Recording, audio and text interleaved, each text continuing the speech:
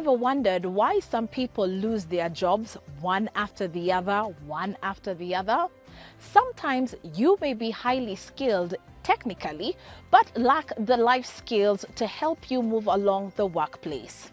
Teaching life skills alongside professional or technical skills will give learners or equip them with proper coping mechanisms. In this session, we're going to look at life skills and their importance, trying to define life skills, why they are important, and especially in preparing students for the world of work. Life skills are coping mechanisms or abilities that can help people to adopt positive behaviors. The Life Skills program is a comprehensive behavior change approach that concentrates on the development of life skills needed to navigate life hurdles, and they include communication, decision-making, critical thinking, managing emotions, assertiveness, self-esteem, resisting peer pressure, and relationship skills, among others. Life skills enhance the quality of life and prevent dysfunctional behaviors.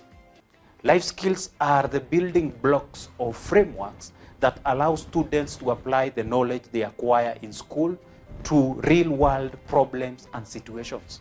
They give them the ability to think abstractly and approach problems from multiple angles to find practical solutions. Employers strive to find workers with valuable work readiness skills, and several job-specific training programs are designed and developed to help workers attain those skills. Candidates with workplace readiness skills are employable because they are likely to make sound decisions, acquire new knowledge, and easily adapt to various work situations. Hiring skilled employees also minimizes employees' turnover because workers recognize advancement opportunities. Teaching and learning life skills. Teaching and learning life skills is important for empowering children and young people to achieve success in education, employment, personal goals, and associative life. There are a set of basic teaching principles that are said to be effective in the teaching and learning of life skills, and they include: A. Learning through children and young people's participation and cooperation. B. Learning through practicing life skills, or what we would call simulation of real-world activities or through real-life experiences. C. Learning in a safe environment, or what we would call open and accepting classroom and school environment. And D. Targeted strategies to support children and young people, or use of explicit instructions and targeted interventions. Testing, measurement, assessment, and evaluation of life skills assessment in the classroom context. In the educational setting, at the end of any learning session, students receive a grade. The grade reflects a combination of different forms of assessment that both the teacher and the students have conducted. The grades also serve to measure how well the students have accomplished the learning goals intended for them in a particular subject, course, or training. Assessment is integrated with all parts of the teaching and the learning process. This means that assessment can take place before instruction, during instruction, and after instruction.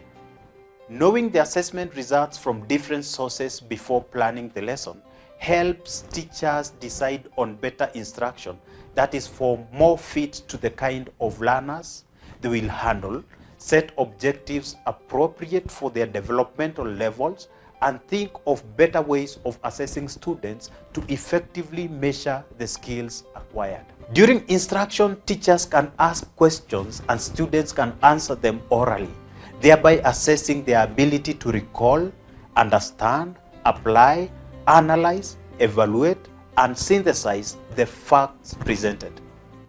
Teachers can also provide seat works and worksheets on every unit of the lesson to determine if students have mastered the skill needed before moving to the next lesson. Assignments are also provided to reinforce students' learning inside the classroom. Assessments done during instruction serves as formative assessments where it is meant to prepare students before they are finally assessed on major exams and tests.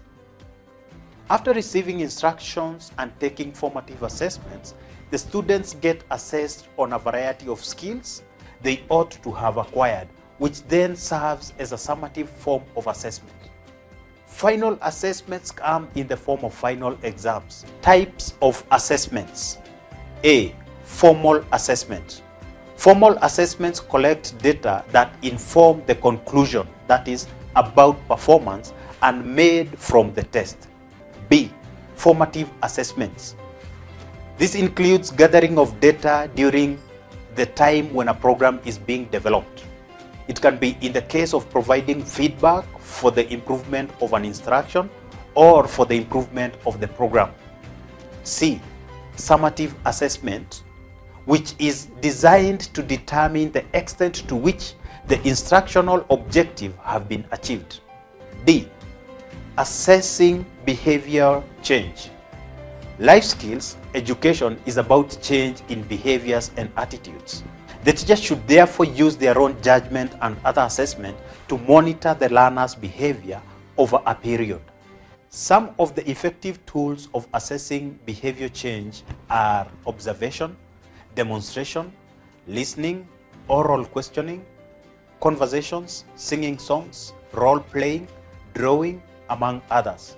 E.g., observation requires life skills education teacher to watch and listen carefully to the learners as they carry out their life skills activities during the lesson or as they go about their day-to-day activities. The digital version of this work has been derived from a book titled Training Manual Guide for Life Skills and Work Readiness Programs, jointly authored by Professor Charles M.M. Ondieki, a lecturer at Multimedia University of Kenya, and Mr. Kaheho Ndungu, the Chief Executive Officer of CAP Youth Empowerment Institute. We highly appreciate their contribution towards the learning and teaching of life skills and work readiness skills in Kenya and the rest of the world. This digital version of the book will be very useful to both learners and teachers or trainers.